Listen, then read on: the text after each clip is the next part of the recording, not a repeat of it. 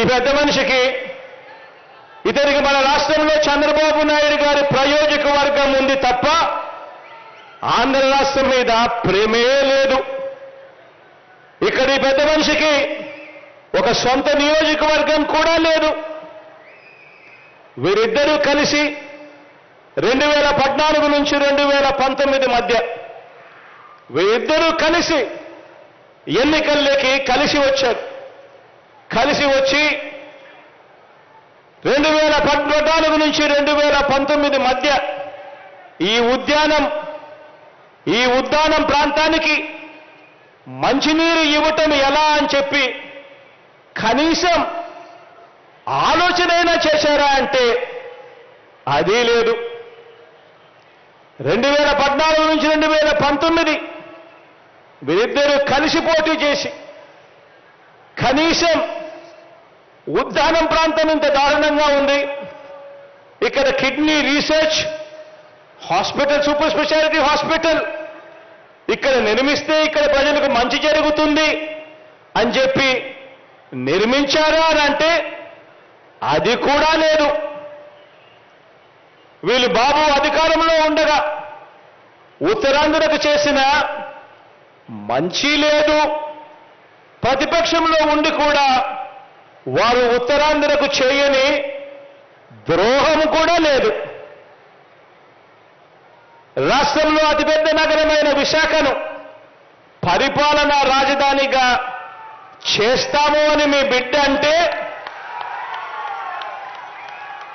ప్రతిపక్షంలో ఉండి కూడా అడ్డుకుంటున్న దుర్మార్గం వీళ్ళిద్దరిది.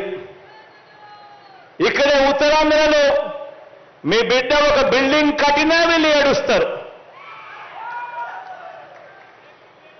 ఇక్కడే ఉత్తరాంధ్రలో మీ బిడ్డ 4 ఆఫీసులు పెట్టినా వీళ్ళు ఏడుస్తారు.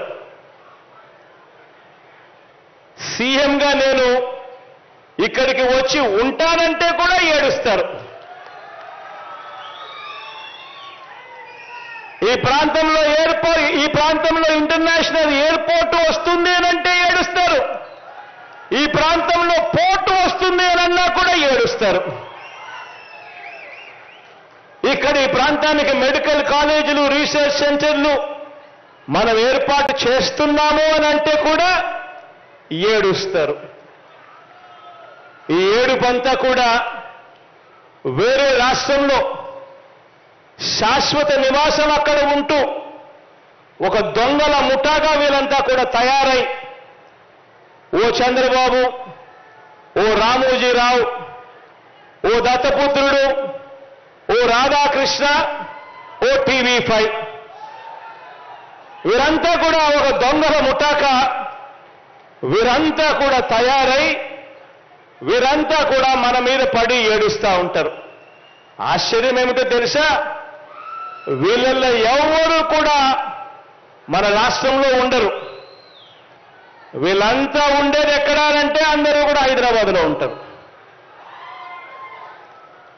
ఇటువంటి నాన్ లోకల్స్ అంతా కూడా అక్కడుంటారు. కానీ మన రాష్ట్రంలో మన ముఖ్యమంత్రి ఏం చేయాలి అని, మన ముఖ్యమంత్రి ఎక్కడ ఉండాలని, మన రాజధానులు ఎక్కడ ఉండాలి అని ఈ నాన్ లోకల్స్ వేరే రాష్ట్రంలో ఉంటూ వాళ్ళు నిర్ణయిస్తామని చెప్పి మనకు చెప్తారు. దానికి తగ్గట్టుగా ఆ ఈనాడులో పెద్ద పెద్ద అక్షరాలు రాస్తారు.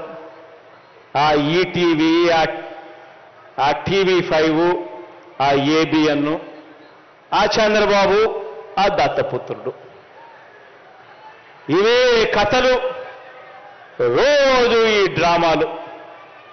ఆశ్చర్యం ఏమిటంటే వీళ్ళల్లో ఏ ఒక్కరూ కూడా ఆంధ్ర రాష్ట్రంలో ఉండరు. ఈ నాన్ లోకల్స్ చెప్పినట్టు మన రాష్ట్రంలో జరగాలట. ఆలోచన చేయమని అడుగుతా ఉన్నా. నేను చెప్పిన ప్రతి విషయంని కూడా ఆలోచన చేయమని చెప్పి మనందరినీ కూడా కోరుతా ఉన్నా. ఇక్కడ ఇంటర్నేషనల్ ఎయిర్పోర్ట్ వస్తుంది అనంటే వీళ్లకు ఏడుపు. తీర ప్రాంతంలో పోర్టులు, ఫిషింగ్ హార్బర్లు, ఫిష్ ల్యాండింగ్ సెంటర్లు మీ బిడ్డ కడుతున్నాడు అనంటే కూడా వీళ్లకు ఏడుపు.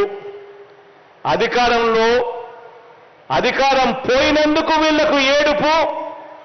వారు ఏనాడు ఇవ్వని విధంగా మనం ఇంటింటికి కూడా పెన్షన్ ఇంటింటికి ఇస్తా ఉంటే కూడా ఏడుపు. వారి హయాంలో ఇచ్చిన 1000 రూపాయల పెన్షన్ను మనం 2250తో ప్రారంభించి ఏకంగా 3000 రూపాయలకు చేస్తుంటే ఏడుపు. వారి హయాంలోని విచ్చలవిడి దోపిడీని మనం అరికట్టి జన్మభూమి కమిటీలన్నీ కూడా రద్దు చేసి మనం ప్రతి గ్రామంలోనూ గ్రామ వార్డు సచివాలయాలు తీసుకొచ్చి వాలంటీర్ల వ్యవస్థను తీసుకొచ్చి గొప్పగా ప్రతి పేదవాడికి తోడుగా ఉంటూ నడిపిస్తూ ఉంటే ఏడుపు.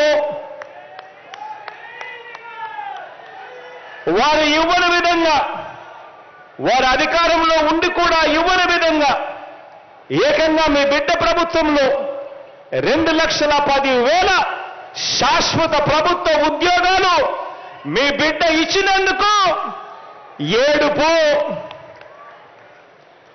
వారి 5 సంవత్సరాల పాలనలో నష్టపోయిన రైతన్నకు మీ బిడ్డ హయాంలో ఒక వైఎస్ఆర్ రైతు భరోసా, ఒక 0 వడ్డీ, గ్రామ స్థాయిలోనే చెయ్యి పట్టుకుని నడిపించేందుకు ఒక ఆర్బీకే వ్యవస్థ, పగటిపూట నాణ్యమైన ఉచిత విద్యుత్, ఉచిత బీమా, వెంటనే సకాలంలో ఇన్పుట్ సబ్సిడీ, ఇవన్నీ రైతన్నకు మీ బిడ్డ ప్రభుత్వంలో అందిస్తా ఉన్నందుకు వీరు ఏడుపు. అక్క చెల్లెమ్మల్ని, పొదుపు సంఘాల్ని, అక్క చెల్లెమ్మల్ని, పొదుపు సంఘాల ఉద్యమాన్ని నిలువులా ముంచేసిన ఈ బాబుకు, ఆ అక్క చెల్లెమ్మలకు మీ బిడ్డ తోడుగా ఉంటూ ఒక వైఎస్ఆర్ ఆసరా, ఒక వైఎస్ఆర్ 0 వడ్డీ, ఒక వైఎస్ఆర్ చేయూత, ఒక జగనన్న అమ్మ ఒడి, ఇవన్నీ కూడా పార్టీలు సైతం చూడకుండా, మీ బిడ్డకు గతంలో వాళ్ళు ఓటు వేశారా లేదా అన్నది కూడా చూడకుండా ప్రతి అక్క చెల్లెమ్మకు కూడా మంచి జరగాలి అని తపన తాపత్రయంతో మీ బిడ్డలు అడుగు వేస్తూ ఆ అక్క చెల్లెమ్మలకు అండగా నిలబడుతూ ఉంటే ఏడుపు.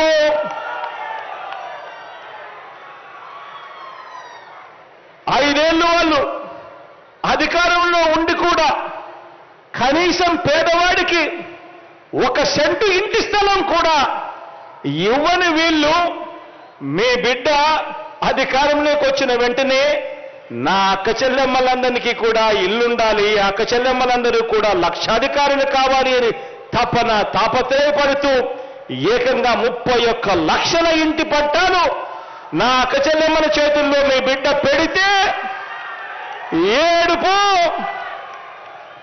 ఆ 31 లక్షల ఇళ్ల పట్టాలలో ఏకంగా 22 లక్షల ఇల్లు మీ బిడ్డ కట్టిస్తా ఉంటే ఏడుపు.